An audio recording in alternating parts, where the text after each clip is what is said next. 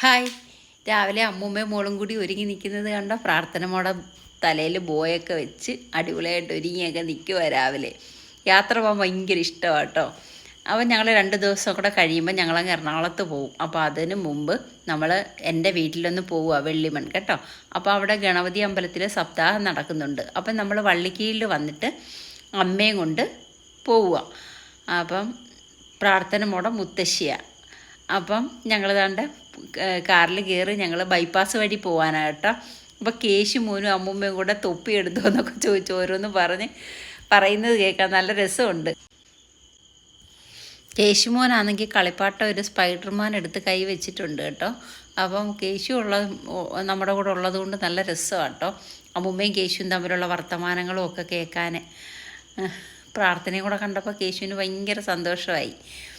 അങ്ങനെ നമ്മൾ ബൈപ്പാസ് വഴിയാണ് പോകുന്നത് കേട്ടോ, കടവൂർ ബൈപ്പാസ് വഴി.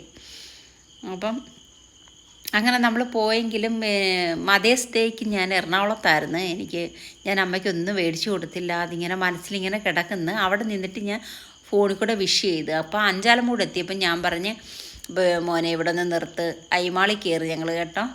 അയ്മാളി കയറിയിട്ട് അമ്മയ്ക്ക് അവിടെ നിന്നൊരു സെറ്റ് മുണ്ട് മേടിച്ച് അമ്മയ്ക്കത് മതിയെന്ന് പറഞ്ഞ് അങ്ങനെ സെറ്റ് മുണ്ട് മേടിച്ച് ഇത് കണ്ടോ, എനിക്ക് ഭയങ്കര ഇഷ്ടപ്പെട്ട്. അവിടെ ഒരുക്കി നിർത്തിയേക്കുക ഒരു ബൊമ്മയിൽ ഡ്രസ്സ് കണ്ടോ, ഭയങ്കര രസമുണ്ട് അത്. അങ്ങനെ ഞാൻ കണ്ടോ, നല്ല ഭംഗിയുണ്ട് അതിൻ്റെ പാവാടയും ആ ഒരു ഉടുപ്പും എല്ലാം എനിക്കങ്ങ് ഇഷ്ടപ്പെട്ടത് കേട്ടോ.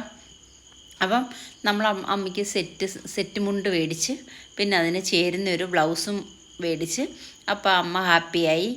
അപ്പോൾ ഞാൻ പറഞ്ഞ് ഒന്നും മേടിച്ച് തരാൻ പറ്റിയില്ല അമ്മയ്ക്ക്, അതുകൊണ്ടാണെന്ന്. അങ്ങനെ പിന്നെ കേശുമോൻ്റെ കളിയും പ്രാർത്ഥനയോടെ ചിരിയും ഒക്കെ ആയിരുന്നു അവിടെ. അത് കഴിഞ്ഞ് നേരെ നമ്മൾ വെള്ളിമൺ അമ്പലം, കൊട്ടാരം ഗണപതി അമ്പലം കേട്ടോ, ഗണപതി ക്ഷേത്രമാണ്. അപ്പോൾ അവിടെ സപ്താഹം നടക്കുന്ന ഉച്ച സമയമായിരുന്നു ഞങ്ങൾ ചെന്നപ്പം. പിന്നെ ഫുഡൊക്കെ അപ്പുറത്തെ സൈഡിലാണ് കൊടുക്കുന്നത്. അപ്പോൾ ഇവിടെ ഇപ്പോൾ സപ്താഹം നടക്കുന്ന, ഇവിടെ ഇപ്പോൾ ഭഗവാന്റെ അടുത്ത് ഇപ്പോൾ അടച്ചിട്ടേക്കുക. അപ്പം എന്നാലും ഞാൻ കയറി തൊഴുത് ഇതാണ് എൻ്റെ വീട് കേട്ടോ, വെള്ളിമണിലെ വീട്. ഈ വീട്ടിലിപ്പോൾ ആരുമില്ല, നമ്മൾ പൂട്ടിയിട്ടേക്കുക. കാരണം അച്ഛൻ മരിച്ചുപോയി. ഞങ്ങൾ 4 മക്കളും വളർന്ന വീടായത്. നമുക്കിവിടെ വരുമ്പം ഒരുപാട് ഓർമ്മകളുണ്ട് കേട്ടോ. നമ്മൾ ഓടിക്കളിച്ച് വളർന്ന ഒരു വീട്.